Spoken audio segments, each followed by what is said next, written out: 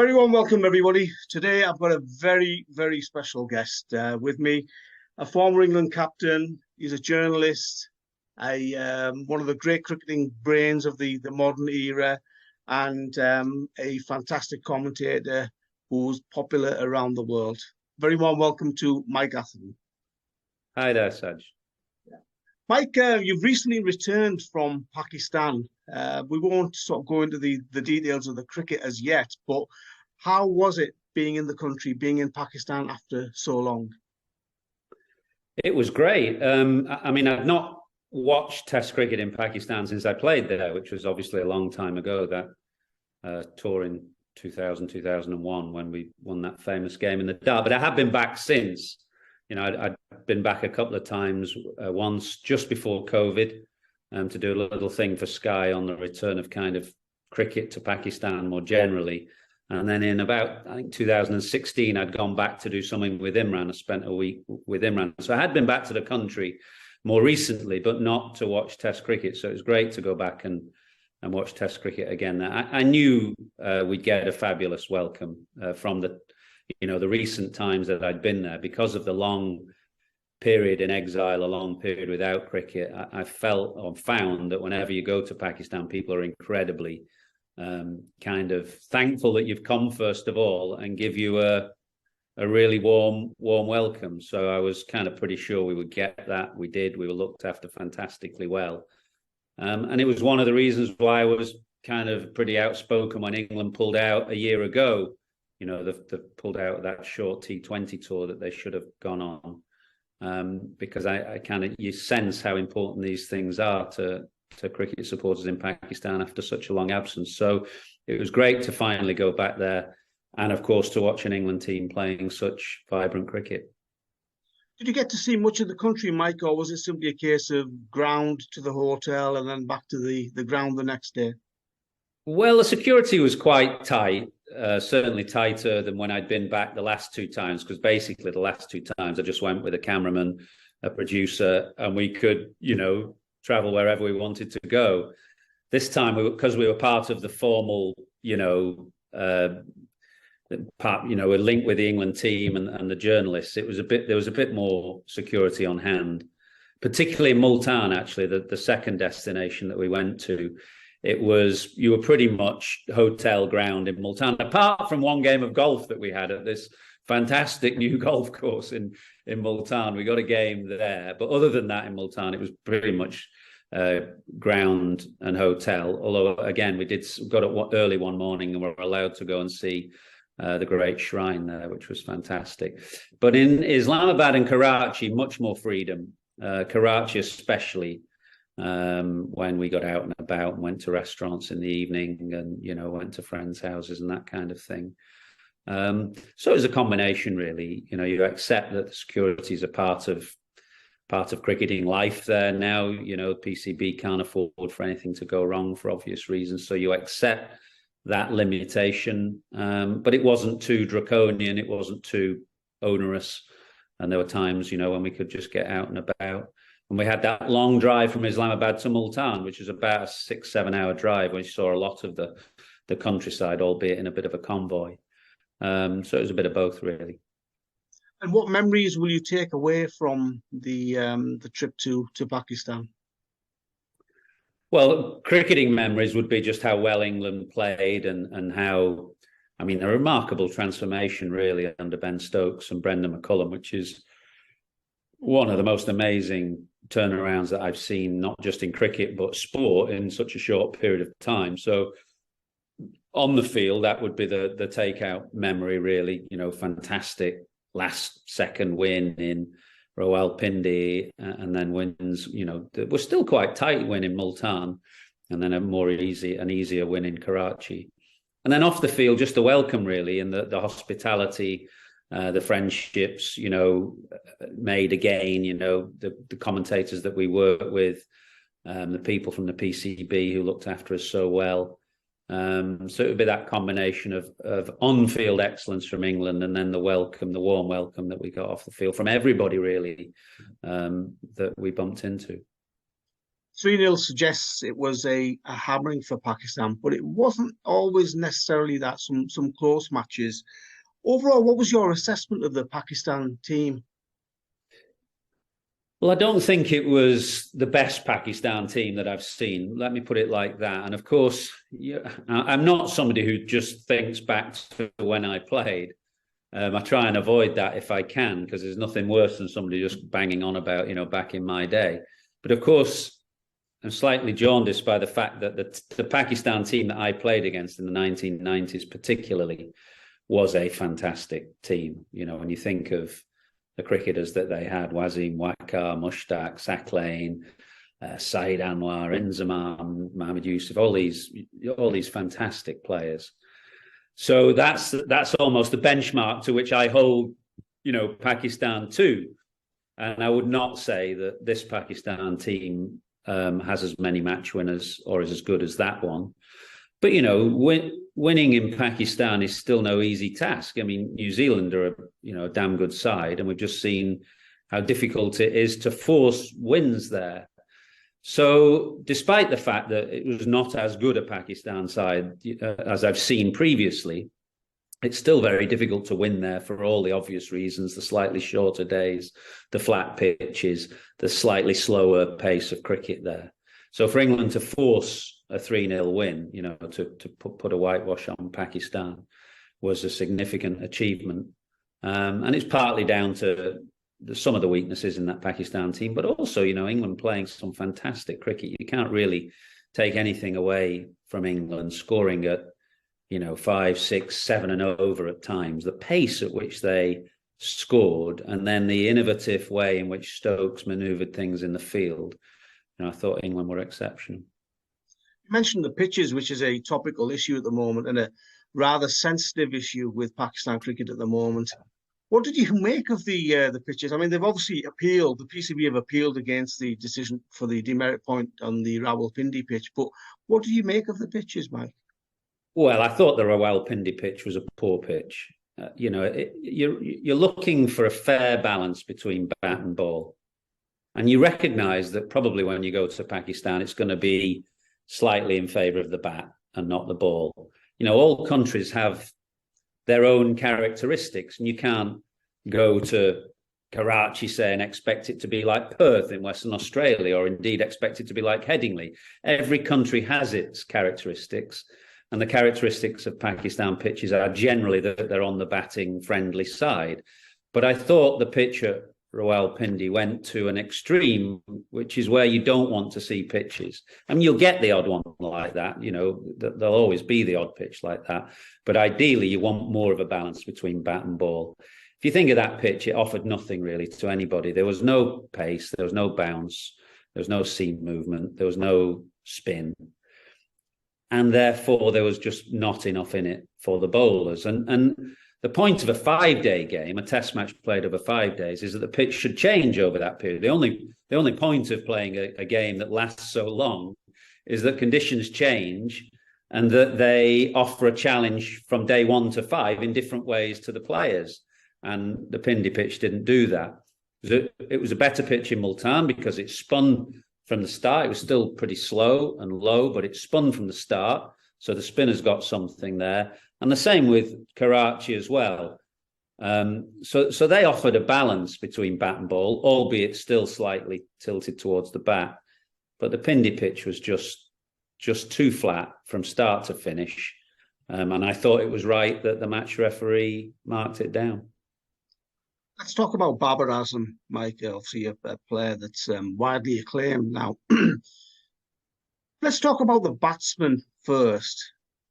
How highly do you rate him? I mean, people talk about this Fab Four. Do you think he should be part of the Fab Five now? Not that it makes any difference really whether it's a Fab Four or Fab Five, but do you class him in the same bracket as the likes of Joe Root and Virat Kohli? Yeah, very much so. And across formats, he's an exceptional player, I think, in all formats. He's a very graceful and stylish player to watch, but he produces time and again. So I rate him very highly. I think he is up, among the elite, and there's probably 6 or 7 players in there. You mentioned some of them. You'd probably add Labuschagne to that list as well right now. But he's definitely up there in the elite, without a shadow of a doubt. Yeah, he's a beautiful player. Captaining Pakistan in one format is hard enough. Captaining Pakistan in 3 formats, Mike, sometimes I just wonder how he does it. But there's obviously work in progress regarding his captaincy. What did you make of his captaincy during the series against England? Well, I felt that almost because Ben Stokes was, pulling rabbits out of the hat left, right, and centre, the contrast wasn't a good one for Babar. But you've got to look at the two respective teams. As I say, I don't think he's leading the strongest Pakistan team at the moment. And I felt particularly that some of the bowling that Pakistan put out was not up to where I'd seen Pakistan's bowling before. Some of the cutting edge that the great Pakistan teams of the past have had. I didn't think this team had that. And therefore, a captain is often only as good as the bowlers that he has under his command as well. So I wouldn't actually be too I wouldn't be too harsh on his on-field captaincy. I'd be very interested to know, though, in terms of the pitches and the team selection, because I'm not close enough to the Pakistan team really to know how much of an influence Babar Azam has on those things like pitch preparation and team makeup. And I know there's they've just changed selectors as well. That would be interesting to know. How he sees. Does he want to play on these very, very flat pitches? Would he like to see a bit more of a spicy contest? So I'd be interested to know that. In terms of what I saw on the field, I thought he was fine, given some of the bowling, which I didn't think was up to some of the Pakistan teams that I've seen in the past. You mentioned some great names of Pakistan teams in the past, Mike, and I've grown up watching some of those great cricketers, so it's rather frustrating for me as well to see some of the product that Pakistan were producing in this series as a team. But were there any players that impressed you amongst the Pakistan Test squad? Oh yeah, because I said it's not one of the strongest teams that I've seen. I'm comparing it to probably one of the outstanding teams that Pakistan have ever put out in the 90s. But this team had some good players. I like Abdullah Shafiq. I think he's going to be a very good player near the top of the order. Babar Ahmed, the mystery spinner, came in and did fantastically well. I mean, he's going to have very short fingers by the end of his career if he keeps bowling 30, 40, 50, 60 overs a game. But he came in, and to bowl those kind of flickers at the pace that he does, that was good to watch. Saud Shakil played really well. Looks a very composed and compact left-hander, I thought, and he's going to get a lot of runs in the middle order there. Obviously, Babar we've talked about. So, there are lots of good players there for Pakistan. It was the fast bowling that you think.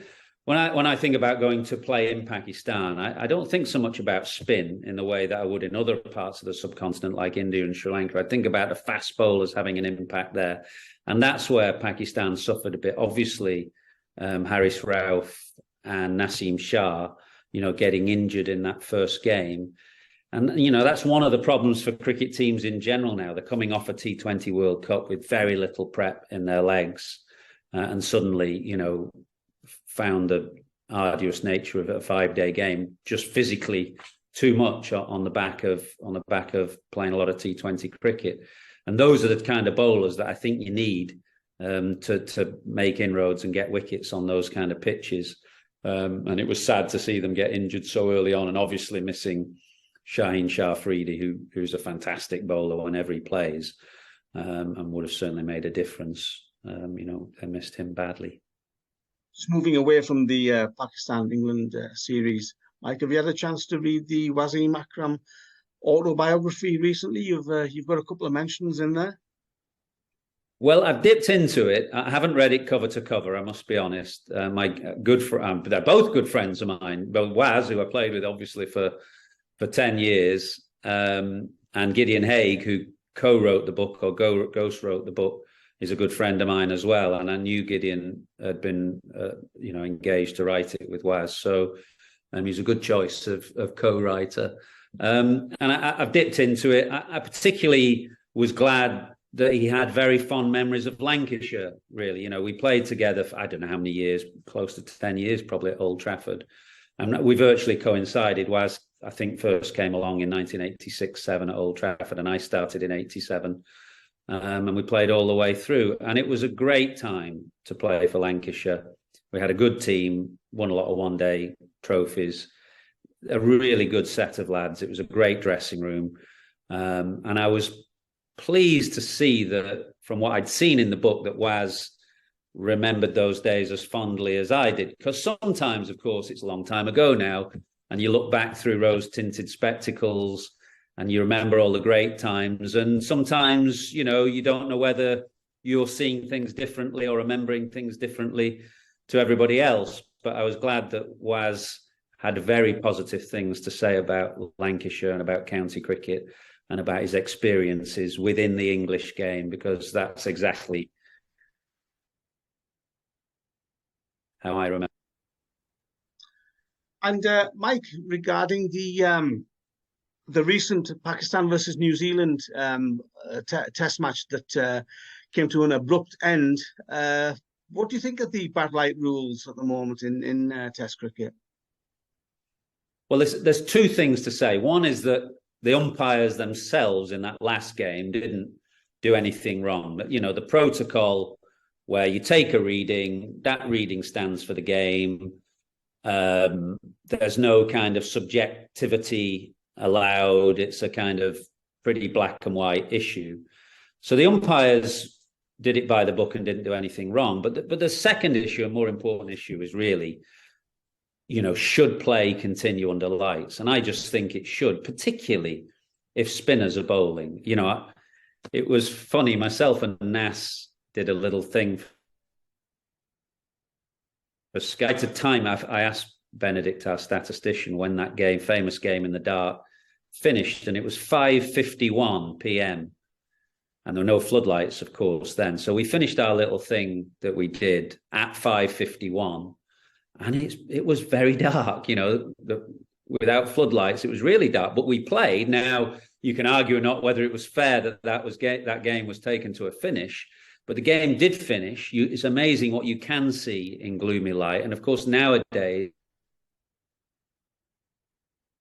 haters and supporters find it hard to understand, particularly when spinners are bowling, how, a game shouldn't be allowed to finish. And of course, what a great game or end of the game it was and could have been had those final 3 overs been allowed to complete. But of course, you have to start that from day one. You can't just have different rules and regs for day 5 over day 1. So that would have to be, from day 1 and throughout a test match. But I think now with floodlights, and particularly with spinners on, I think people find it hard to understand how you can't play on.